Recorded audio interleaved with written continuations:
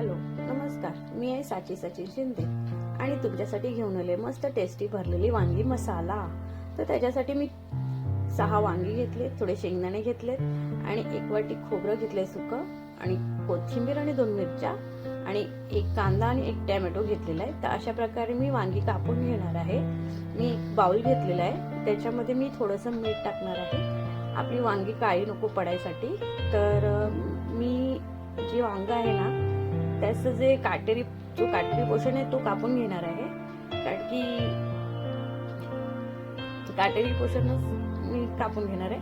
बाकीचं मी जसं आहे तसंच वांग ठेवणार आहे आणि पुढची जेवढी मोठी डेट असेल ना तर अर्धी डेट ठेवणार आहे, अर्धी डेट कापून घेणार आहे। तर अशा प्रकारे मी पूर्ण वांगी कापून घेतली आहे। त्याच्यानंतरला मी एक पॅन ठेवला आहे आणि जे शेंगदाणे घेतले ते थोडेसे भाजून घेतले, थोडेसे म्हणजे एकदम करपवून नका, डाग येईपर्यंत भाजून घ्या। नंतरला तेच पॅन गरम होतं माझं, तर त्याच्यामध्ये मी सुकं खोबरं घेतलेलं ते भाजून घेतले, थोडंसं लालसर करायला येईपर्यंतच करा। नंतरला मी मिक्सर घेतला, त्याच्यामध्ये मी शेंगदाणे, खोबरं, कोथिंबीर आणि 2 मिरच्या टाकून घेतल्या आणि अशा प्रकारे ते बॅटर तयार करून घेतलेलं आहे।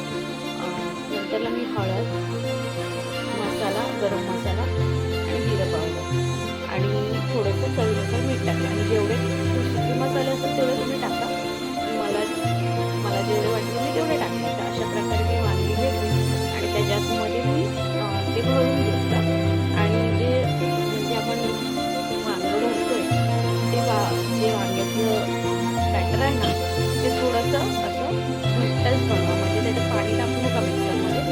जेवढं घट्ट असेल तेवढे वांगे मस्त असे अक्षी राहतात आणि जर पाण्यासारखं असेल ना तर ते गळून पडतं। अशा प्रकारे मी वांगी भरून घेतली आहे। मग नंतरला मी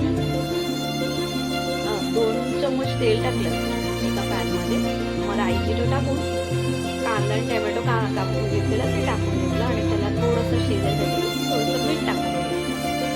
तर मीठ टाकून थोडंसं त्याला नरम होईल कांदा आणि टोमॅटो आणि जेवढे सुके मसाले हळद, जिरा पावडर, गरम मसाला, धना पावडर आणि थोडंसं तिखट अशा प्रकारे टाकून घेतलं।